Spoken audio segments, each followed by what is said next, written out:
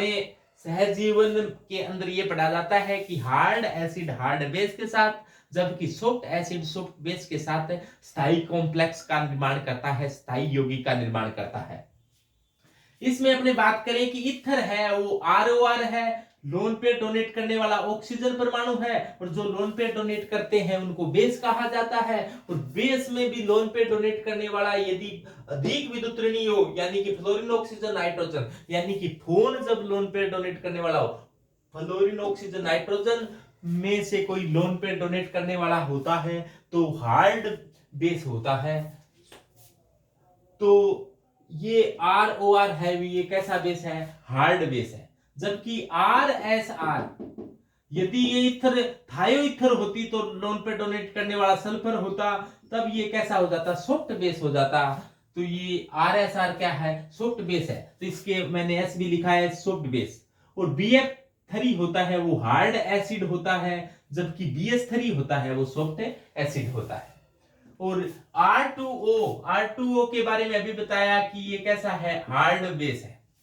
Pearson ये बात कहता है कि हार्ड हार्ड के साथ रहना पसंद करता है, तो ये एसिड और बेस आपस में मिली हुई है, इसका मतलब ये लवण है, इसमें एक हार्ड है एक सॉफ्ट है।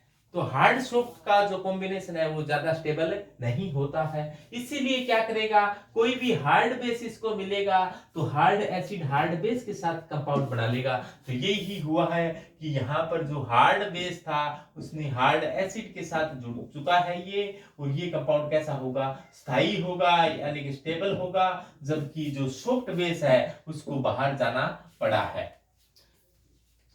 इसी प्रकार से अपने ये R2O कैसा है? हार्ड बेस है, जबकि BH3 एक सॉफ्ट एसिड है। तो हार्ड बेस और सॉफ्ट एसिड का कॉम्बिनेशन है, हार्ड सॉफ्ट का कॉम्बिनेशन है, वो कम स्टेबल होता है, इसलिए इसने क्या किया? R2S क्या है? ये एक सॉफ्ट बेस है, तो इसकी सॉफ्ट बेस के साथ क्या कर लेगा? ये क्रिया कर लेगा, कि सॉफ्ट एसिड सॉफ्ट बेस आपस में एक साथ हो जाएंगे। यहां पर सॉफ्ट बेस और सॉफ्ट एसिड है वो एक साथ हो जाएंगे, इसीलिए ये क्या हो जाएगा? और हार्ड एसिड को बाहर जाना पड़ा। देखो अब ऊपर वाली अभिक्रिया में हार्ड हार्ड साथ हो गए, नीचे वाली अभिक्रिया में सॉफ्ट सॉफ्ट साथ हो गए, यानी कि सिम्बायोसिस में क्या होता है कि हार्ड हार्ड के साथ रहना पसंद करता है, सॉफ्ट सॉफ्ट के साथ रहना पसंद करता है। किसी अभिक्रिया के अंदर या किसी कंपाउंड में ऐसा हो कि एक हार्ड हो एक सॉफ्ट हो, तो वो कंपाउंड टूट सकता है। यदि किसी के साथ क्रिया हो जाएगी तो हार्ड हार्ड के साथ चला जाएगा, जबकि सॉफ्ट सॉफ्ट के साथ चला जाएगा। ऐसा इस अभिक्रिया में हो रहा है। ऐसा ही कुछ अपने फ्रिंकलस्टाइन अभिक्रिया में देखने को मिलता है। फ्रिंकलस्टाइन अभिक्रिया में हेलोजनों का विनिमय होता है, यानी कि हेलोजनों का विनिमय का मतलब होता है आदान प्रदान, लेन देन, अदला बदली। अब देखो फ्रिंकलस्टाइन अभिक्रिया में क्या हुआ। फ्रिंकलस्टाइन में ऐसा होता है कि मान लो कोई भी हेलाइड है, मान लो RCl है, इसकी क्रिया करवाई गई NaI के साथ। RCl की क्रिया हुई है NaI के साथ। पहले इनको तोड़कर देख लो क्या सौदा है ये। अब देखो इसको तोड़कर देखा गया तो R पर प्लस है, जबकि Cl पर माइनस है। इसको तोड़कर देखा गया तो Na पर प्लस है, जबकि I पर माइनस है। अब देखो R प्लस कैसा होता है? हार्ड होता है सॉफ्ट है? तो ये कैसा होता है? ये सॉफ्ट एसिड है। और Cl माइनस कैसा है? हार्ड बेस है। और Na प्लस से पहले वर्ग के सभी धातु सॉफ्ट हार्ड एसिड होते हैं, तो ये हार्ड एसिड है। और ये कैसा है? आयोडीन का आकार बड़ा है, इसलिए कैसा है? सॉफ्ट बेस है। तो अभिक्रिया के दौरान क्या होगा? देखो सॉफ्ट के साथ हार्ड है, हार्ड के साथ क्या है? सॉफ्ट है। तो हार्ड हार्ड एक तरफ हो जाएंगे, सॉफ्ट सॉफ्ट एक तरफ हो जाएंगे। यहां पर सॉफ्ट ये है और यहां पर सॉफ्ट क्या है? ये है। तो R के साथ क्या आ जाएगा? I आ जाएगा, और Na के साथ क्या आ जाएगा? Cl आ जाएगा। अब क्या है? अब ये अभिक्रिया हो गई है, तो यहां पर क्या हुआ है? R जो प्लस है, I माइनस है, ये दोनों ही कैसे हैं? सॉफ्ट है। ये सॉफ्ट एसिड है, ये सॉफ्ट बेस है। जबकि यहां पर Na प्लस और Cl माइनस है, ये कैसा है, हार्ड एसिड है, और ये भी कैसा है, हार्ड एसिड है। कुल मिलाकर कहने का अर्थ यही है कि अभिक्रिया में हार्ड हार्ड के साथ रहना चाहता है, सॉफ्ट सॉफ्ट के साथ रहना चाहता है। तो सॉफ्ट सॉफ्ट साथ में हो गई, हार्ड हार्ड साथ में थे हो गई। पहले हार्ड के साथ सॉफ्ट था, वो कम स्थायी थे, अब हार्ड के साथ हार्ड आ गया है, वो ज्यादा स्थायी हो चुके हैं। जल अपघटन। तो अगला पियर्सन HSAB सिद्धांत का अनुप्रयोग अपने पढ़ रहे थे। HSAB सिद्धांत का अनुप्रयोग क्या है, एप्लीकेशन क्या है, ये काम क्या आता है। तो अगला एप्लीकेशन है वो है जल अपघटन। जल अपघटन यानी कि हाइड्रोलाइसिस।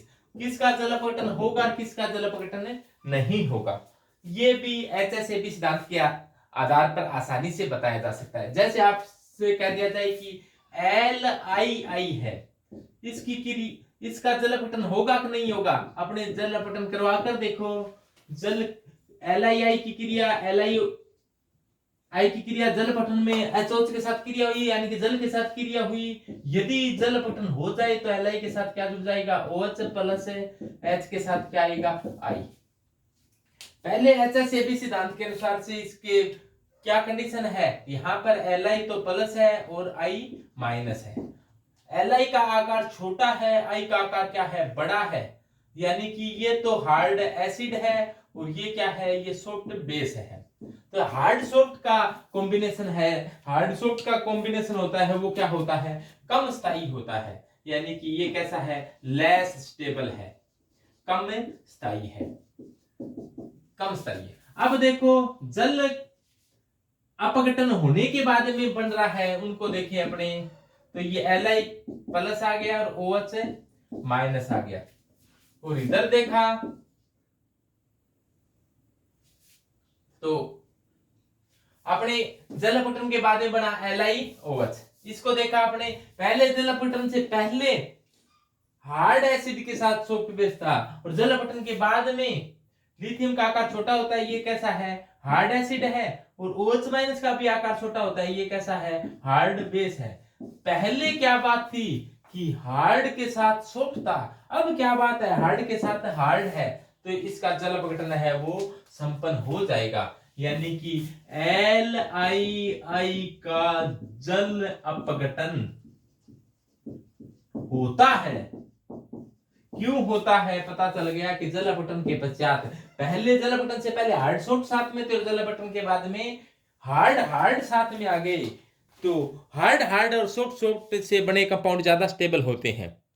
जबकि इसके विपरीत यदि Li की जगह F आ जाता, इसके विपरीत यदि Li की जगह F आ जाता, F माइनस F आ जाता, तो F माइनस क्या है, F माइनस आपको पता है कि हार्ड बेस होता है। तो पहले हार्ड एसिड हार्ड बेस बिल्कुल साथ साथ है, और पहले से साथ साथ है, तो ये